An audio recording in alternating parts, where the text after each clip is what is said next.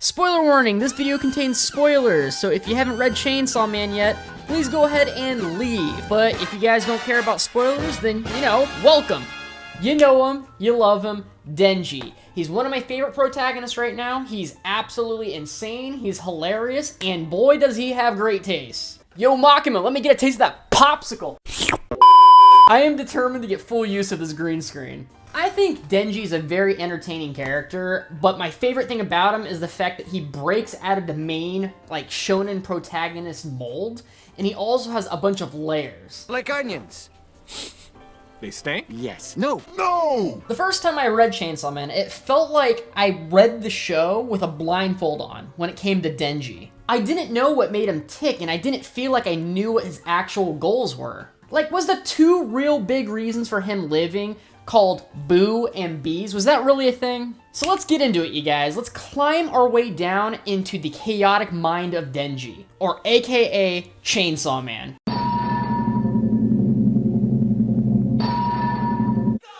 Most shonen heroes aren't really known for their super complex goals and aspirations. And their goals are usually pretty bright, vibrant, and heroic, kind of like, I'm gonna be Hokage, or I'm gonna be king of the pirates, or I'm gonna be the #1 hero. I'm pretty sure most of you guys have heard those lines probably too many times by now. And it's like, I get it. You guys are destined for greatness, Jesus Christ. But Denji's quite different. He actually has a hard time articulating what he really wants in life. Have you ever had a dream that you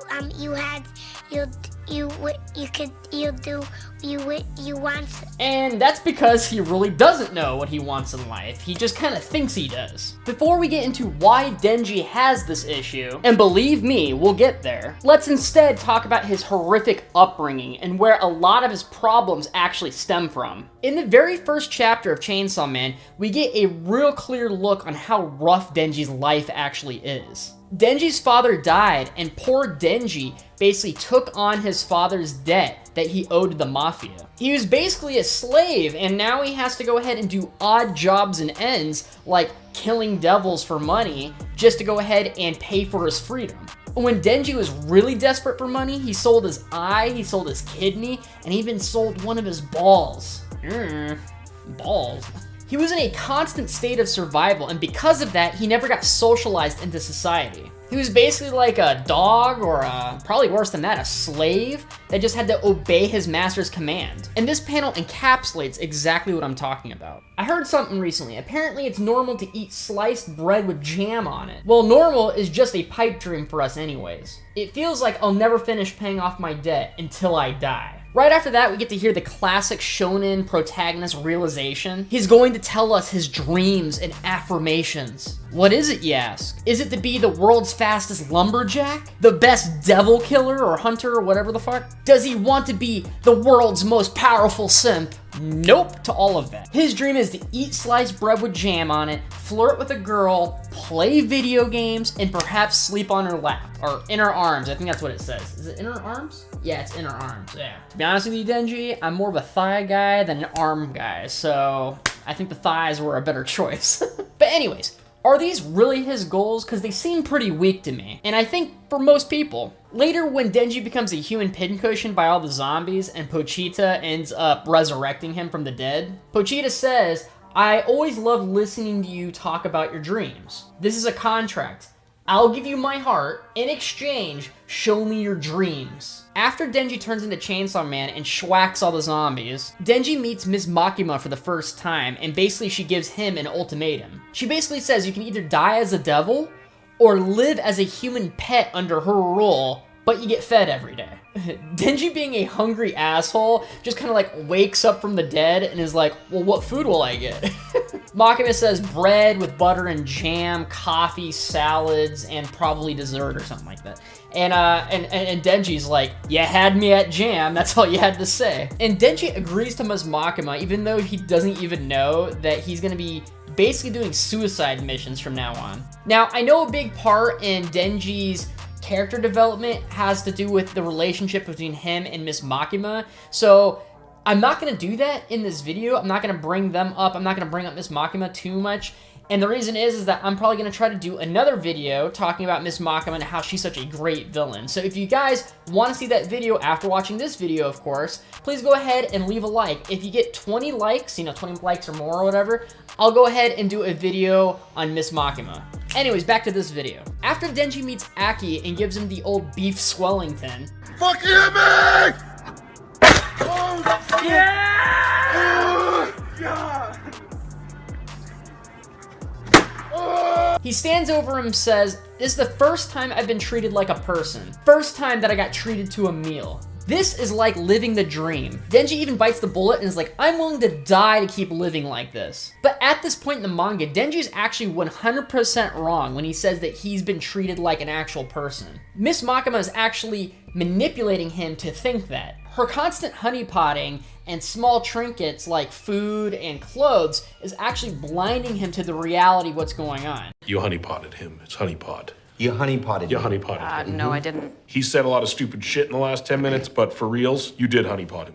The reality is that he's basically in the exact same situation as he was before. He's at constant risk of death if he doesn't obey every command, just like the Mafia. Anyways, you guys, we're gonna fast forward to the Bomb Girl arc because there's a super revealing bit of dialogue. And this dialogue explains the misunderstanding that Denji has in his mind. During a conversation with Reze, that name, I think it's a Japanese name, but I think she's Russian in the comic book, so I'm kind of confused how the names are supposed to be pronounced in this. Anyways, the Bomb Girl, or aka Reze, she asked Denji what would he choose, the town mouse or the country mouse? But the question really just kind of boils down to what would you like? Would you like a simple life of peace and safety, or would you like a life of luxury with fear that's kind of reigning over you? Denji ends up answering the question and he says that he'd rather be the city mouse, which is the mouse of luxury but has fear kind of hanging over him. Now, I think Denji thinks that the city mouse is actually the good choice, the one with the fear and luxury and shit like that.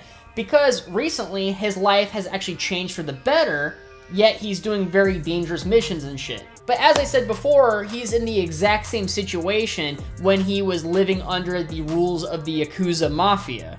I mean, Denji during that time period couldn't even sleep. He kept thinking about his dead at night. So he was having a horrible time living under that rule, that rule of fear. But the only thing that really changed in his life is the fact that now he gets food, and he actually has two good friends, which is Aki and Power. Now, this is my interpretation, but I think Denji has like a super deep-rooted problem in his brain that will not allow him to know what he really wants. And that main problem comes from the fact that he's never actually made a real choice in his entire life. Now, I'm about to diagnose this problem as, "Babe, what would you like to eat?" syndrome. Have you ever asked your girl, what would you like to eat? And then they kind of give you that whole shtick of like, "I don't know, whatever you want, babe." Well, that's kind of Denji's issue. Well, it turns out women sometimes really don't know what they want to eat. So what they do is they go ahead and defer their choice to us. They say, "Go ahead, you make the choice for us." Now, I mean, I guess I could say, it's not just women, it's just kind of a funny, syndrome that I kind of came up with. But, I'll use a more realistic example. Now, a realistic example would be, going to college, right? I'm sure many of you have already either gone to college or are going to go to college. And I'm sure it's very stressful trying to figure out what majors you want to do, what career you're trying to go for, your electives and all that shit. To be honest with you, having a boatload of freedom to choose whatever you want is very stressful sometimes. Very stressful, and it's very intimidating. Now, some parents will actually choose the electives and majors and shit like that for their kid. And yeah, there's less freedom and stuff like that, but it also, you kind of get this comforted feeling that you don't have to make all the choices on your own. Now, Denji has this problem to an extreme degree, and what I mean by the problem, I mean the problem of deferring choice to somebody else always. Now, I guess you can't really say it's completely his fault because Makima and the Mafia both are kind of forcing him to listen to them, but the thing is, though, is that he's so used to living like that he really doesn't know what he wants in his life because he's so used to giving up his choice, his freedoms, and his ability to make any choices. What do you want? It's not that simple. What It's... do you want? What do you want? A good example of him not really knowing what he wants is like, for example, in the beginning, he thinks that, you know, laying next to a girl, playing video games, eating sliced bread with jam was like the end goal, but it really wasn't. Denji actually has a goal, but it's more fundamental than surface level bullshit. Later in the manga, Pochita ends up talking to Denji from within him and says, "Show me your dreams." Now, Denji thinks about what he's obtained. Like, for example, now he's talking to Makima, so he has technically a girl. He takes showers now, and he also has food that he can eat. But Denji kind of thinks, like, for a second, he's like, I feel empty.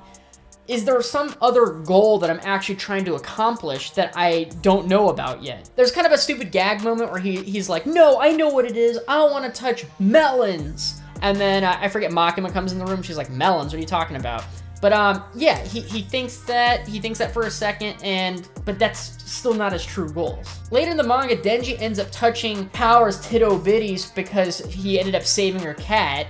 And I know for some of you guys who probably haven't read the manga and just decided to watch the video anyways, you're probably completely fucking confused right now, but that's your fault. But anyways, after that happens, Denji actually doesn't feel accomplished. He still feels empty on the inside. After the clusterfuck that is the Aki that is possessed with the Gun Devil fight, and then he ends up dying, and that's very sad and shit like that, Denji ends up admitting to Makima that the only choices he's ever had was choices of survival.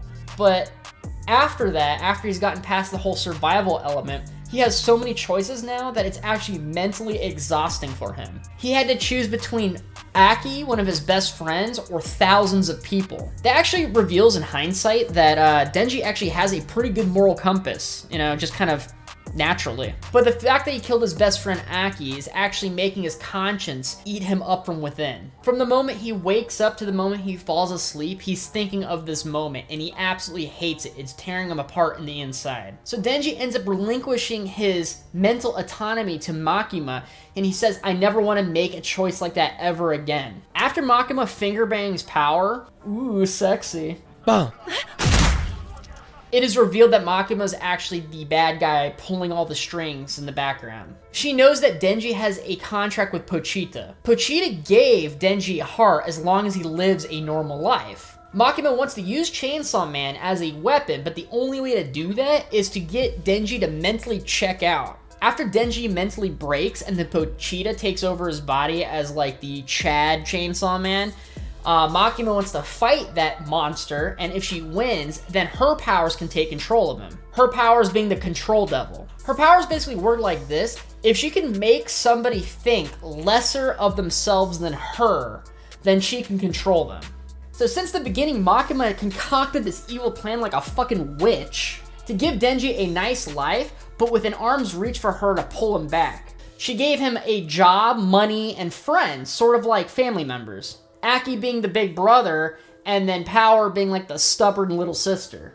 Makima orchestrated both of their deaths that would lay on Denji's hands, so it basically will destroy him so bad that he'll never actually have a normal life, thus destroying the contract with Pochita. This is also one of the reasons why Denji keeps coming into contact with that metal door in his dreams. It keeps echoing to him, basically telling Denji, hey, don't open it. Please don't open it. And this includes when he opened the door for Power and then she died. He knew it was gonna happen and he opened it anyways. The door is supposed to represent Denji's hell as well as Denji's mental block of his past. And this is explained by Makima, basically that mental block was there purposefully for his mind to stop him from living a super traumatic experience that would stop him from living a normal life.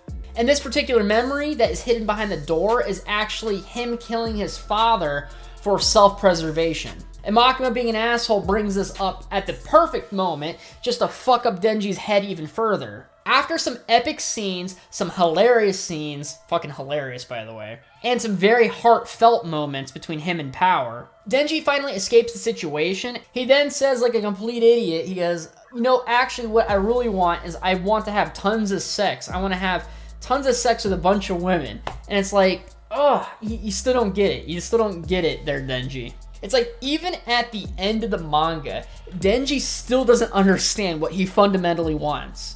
I don't think you'll ever really know, too. It's kind of interesting. After Denji kills Makima in one of the most Chad sort of ways, and then he ends up cannibalizing her or whatever, he ends up meeting the new version of Makima, which is basically she got reincarnated as a lonesome child that actually needs somebody to take care of her and love her.